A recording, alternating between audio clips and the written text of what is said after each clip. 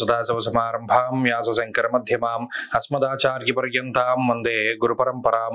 జ్యోతిష్ శాస్త్రాన్ని భావితరాల వారికి ప్రసాదించిన ఋషుల యొక్క పాదపద్మాలకి నమస్కారం చేసుకుంటూ, అలాగే నాకు ఈ జ్యోతిష విద్యను నేర్పిన గురువర్యులు జ్యోతిష బ్రహ్మ కీర్తిశేషులు శ్రీ ఈరంకి సూర్యనారాయణమూర్తి గారు, సూర్యశ్రీ దైవజ్ఞ గారి యొక్క పాదపద్మాలకి నమస్కారం చేసుకుంటూ, ఓం శ్రీ మహాగణాధిపతి నమః, శ్రీ గురుభ్యో నమః, హరి ఓం. వీక్షకులందరికీ నమస్కారం. మకర రాశి వారికి ఈ వారం సానుకూలమైనటువంటి ఫలితాలు గోచరిస్తూ ఉన్నాయి. అనుకూలించేటువంటి గ్రహాల యొక్క సంఖ్యలో మార్పు లేదు, ప్రతికూలించేటువంటి గ్రహాల యొక్క సంఖ్యలో మార్పు లేదు. గత 2 వారాలుగా ఏ విధమైనటువంటి పరిస్థితులు ఉన్నాయో ఈ వారం కూడా అదే మాదిరి పరిస్థితులు కొనసాగడానికి అవకాశం ఉంది. కొంతలో కొంత ఏంటి అంటే చంద్రబలం పెరిగింది. సప్తమ స్థానం నుండి దశమం వరకు చంద్రుని యొక్క సంచారం వల్ల దశమస్థో యథాచంద్ర యత్ర కార్యార్థ సాధనం అన్నారు. అనగా చంద్రబలం మానసిక ఉత్తేజాన్ని ఇస్తుంది, మానసిక ప్రశాంతతను ఇస్తుంది. ఏ పనైనా మనం తలుచుకుంటే త్వరితగతిన పూర్తి చేయడానికి అవకాశాన్ని ఇస్తుంది. ఇలా ఉత్సాహానికి వాటికి కారణమవుతుంది.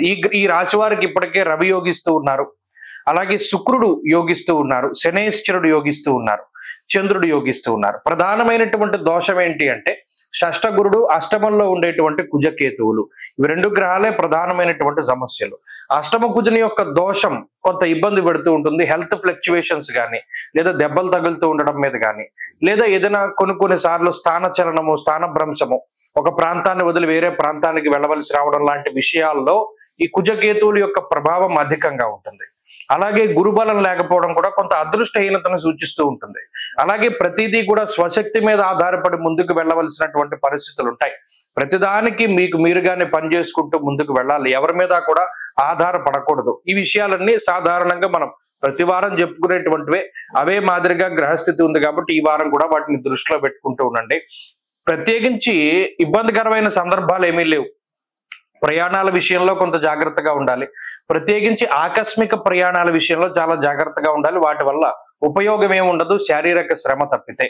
అలాగే అనాలోచిత నిర్ణయాలు ఇవి కూడా తీసుకోకూడదు. ఆలోచించి నిర్ణయం తీసుకోవాలి. 1-2 రోజులు లేట్ అయినా సరే మీ డెసిజన్ అనేటువంటిది చాలా పర్ఫెక్ట్ గా తీసుకోవాలి. ఎందుకంటే ఈ టైంలో తీసుకున్నటువంటి డెసిజన్ లాంగ్ టర్మ్ లో మీకు ప్రభావాన్ని చూపెడుతూ ఉంటుంది. ఇన్వెస్ట్మెంట్ విషయాల్లోనైనా, ఉద్యోగ విషయాల్లోనైనా, ఎటువంటి విషయాల్లోనైనా సరే ఆలోచన శక్తి పెంపొందించుకోవడానికి దక్షిణామూర్తి యొక్క ఆరాధన చేస్తూ క్విక్ గా డెసిజన్ తీసుకోకూడదు. అది చిన్నదైనప్పటికీ 2 రెళ్ళు 4, అది సరే మీకు తెలుసు, మీకు కాన్ఫిడెన్స్ ఉన్నా సరే 2 రెళ్ళ 4 ఓకే, ఒకసారి కన్ఫర్మ్ చేసుకోవాలి. అది నేను చెప్పేటువంటి విషయం. ఇలాంటి చిన్న విషయాలను కూడా జాగ్రత్తగా చేసుకుంటూ వెళుతూ ఉంటేనే మకర రాశి వారికి ఉన్నతి ఉంటుంది. ప్రతిదీ కూడా చాలా ఆలోచించి నిర్ణయం తీసుకోవడం, పరుల నిర్ణయాలు లేదా పక్క వాళ్ళ డెసిషన్స్ మీద మీరు వెళ్ళకూడదు. ఈ విషయాన్ని ప్రధానంగా గుర్తుపెట్టుకోవాలి. మీకు నచ్చితేనే చేయండి, మీకు నచ్చకపోతే మొహమాటం లేకుండా నాకు ఈ పని నచ్చలేదు నేను చెయ్యను అనేటువంటి విషయాన్ని కుండ బద్దలు కొట్టేసినట్టు చెప్పేయాలి. అంటే మొహమాటానికి వెళ్తే ఇక్కడ ఈ గ్రహస్థితి వల్ల ఏమవుతుంది, మొహమాటానికి ఏదో ఒకటి ఒప్పుకుంటారు, అది మీకు నచ్చదు. లాంగ్ టర్మ్ లో దానివల్ల రిలేషన్లు పాడవుతూ ఉంటాయి, లేదా మీకు ఇబ్బంది వస్తూ ఉంటుంది. కాబట్టి ఈ విషయాలు దృష్టిలో పెట్టుకుని దాటే ప్రయత్నం చేయాలి. మకర రాశి వారి వారం మరింత అనుకూలమైన ఫలితాలను సాధించడానికై ఎక్కువగా సుబ్రహ్మణ్య ఆరాధన చేస్తూ ఉండడం చెప్పదగినటువంటి సూచన. ఈ వారంలో కలిసి వచ్చేటువంటి రోజు ఆదివారంగా చెప్పవచ్చును. అదృష్ట సంఖ్య 2, అదృష్ట వర్ణము ఎరుపు. తదుపరి కుంభరాశి.